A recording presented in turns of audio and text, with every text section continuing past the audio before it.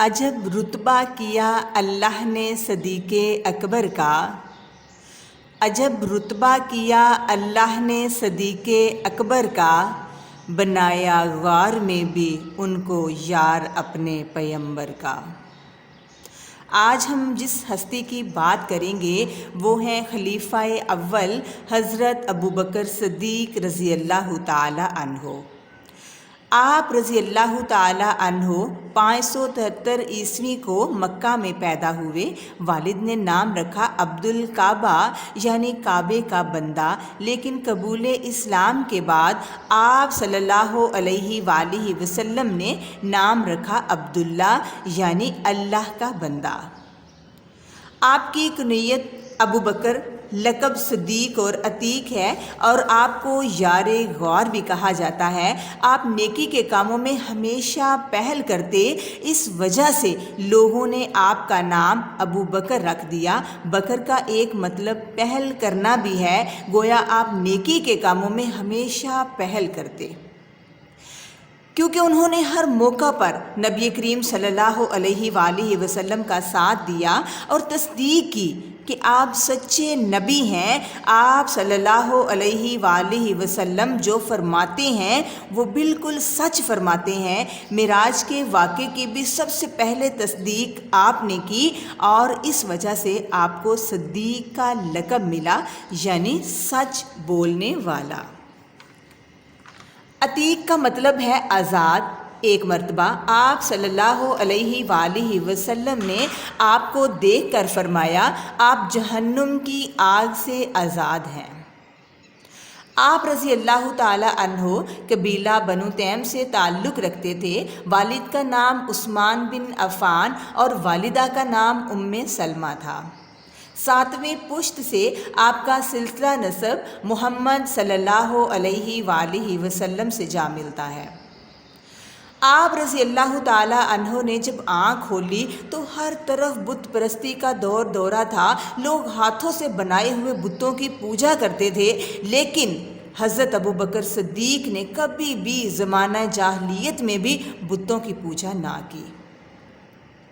آپ پڑھے لکھے تھے، جنگی فنون سے بھی واقفیت تھی، تجارت میں مہارت حاصل تھی۔ مکے کے رئیسوں میں ان کا شمار ہوتا۔ جتنے دولت مند تھے اتنے ہی سخی تھے، لوگوں کے ہمدرد اور غم خوار تھے۔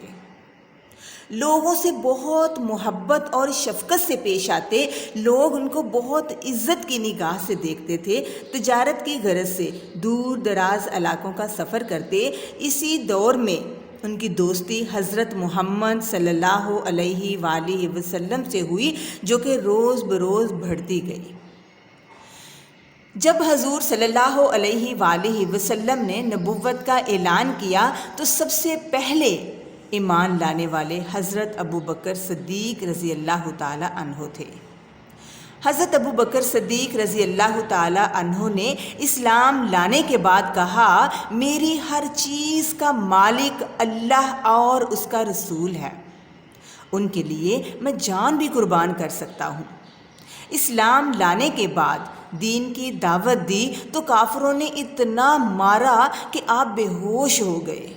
آپ کے قبیلے والے کپڑے میں ڈال کر گھر لے کر آئے، سارا دن بے ہوش رہے۔ آنکھ کھولی تو گھر والوں نے پوچھا، کیا حال ہے؟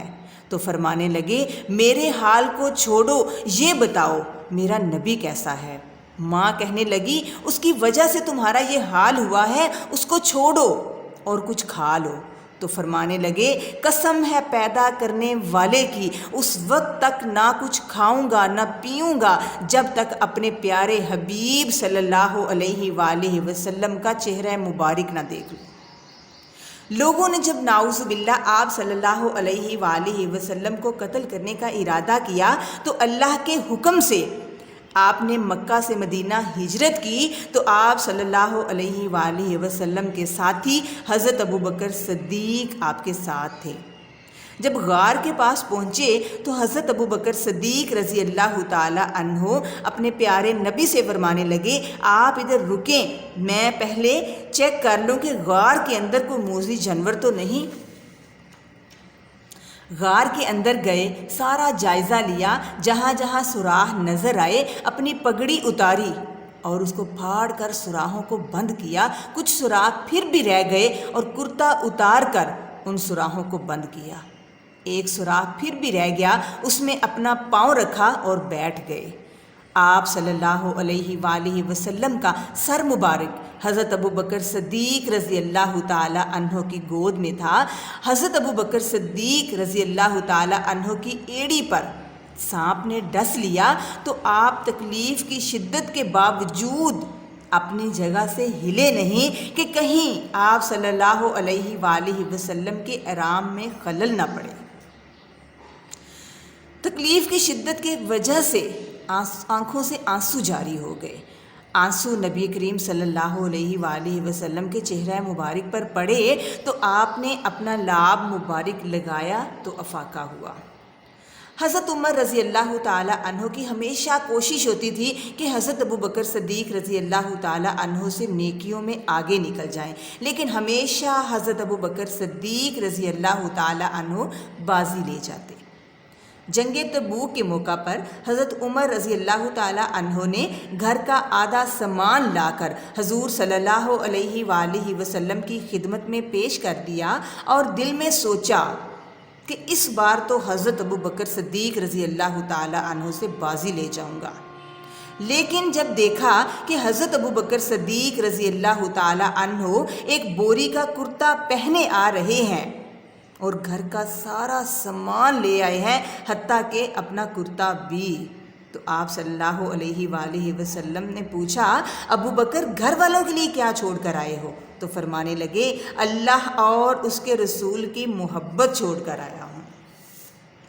تو اس پر حضرت عمر فاروق رضی اللہ تعالی عنہ نے فرمایا، میں کبھی بھی حضرت ابو بکر صدیق سے نیکیوں میں سبقت نہیں لے سکتا۔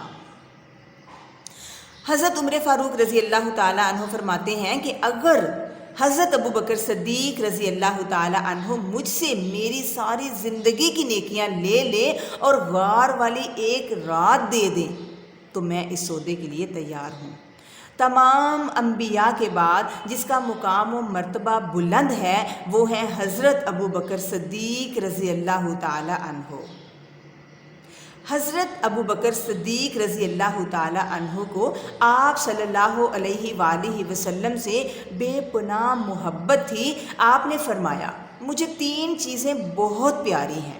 اول، نبی کریم صلی اللہ علیہ وآلہ وسلم کا چہرہ مبارک دیکھنا۔ دوم، اپنا مال نبی کریم صلی اللہ علیہ وآلہ وسلم پر خرچ کرنا۔ اور سوم، میری بیٹی عائشہ کا رسول اللہ صلی اللہ علیہ وآلہ وسلم کے گھر ہونا۔ نبی کریم صلی اللہ علیہ وآلہ وسلم کے وصال کے بعد جب آپ نے خلافت سنبھالی تو بہت سی مشکلات کا سامنا کرنا پڑا، لیکن آپ نے بہت ہمت اور حوصلے کا مظاہرہ کیا اور آخرکار ہر مشکل پر قابو پانے میں کامیاب ہو گئے۔ جب حالت ناساز ہوئی تو آپ رضی اللہ تعالی عنہ نے حضرت علی رضی اللہ تعالی عنہ کو بلایا اور فرمانے لگے، اے علی، جب میری وفات ہو جائے تو روضہ مبارک کے سامنے میرا جنازہ رکھ دینا، پھر اگر خود بخود روضہ مبارک کا دروازہ کھل جائے تو مجھے میرے حبیب کے ساتھ دفن کر دینا، ورنہ عام مسلمانوں کے قبرستان میں دفن کر دینا۔ وصیت کے مطابق آپ کا جنازہ جب روضہ کے سامنے رکھا گیا تو دروازہ خود بخود کھل گیا۔ سب صحابہ کرام نے اللہ اکبر کا نعرہ بلند کیا۔ آپ رسول اللہ صلی اللہ علیہ وآلہ وسلم کے دائیں پہلو میں دفن ہیں۔ اللہ آپ پر کروڑوں رحمتیں نازل فرمائے اور ہمیں ان کے نقش قدم پر چلنے کی توفیق عطا فرمائے، آمین۔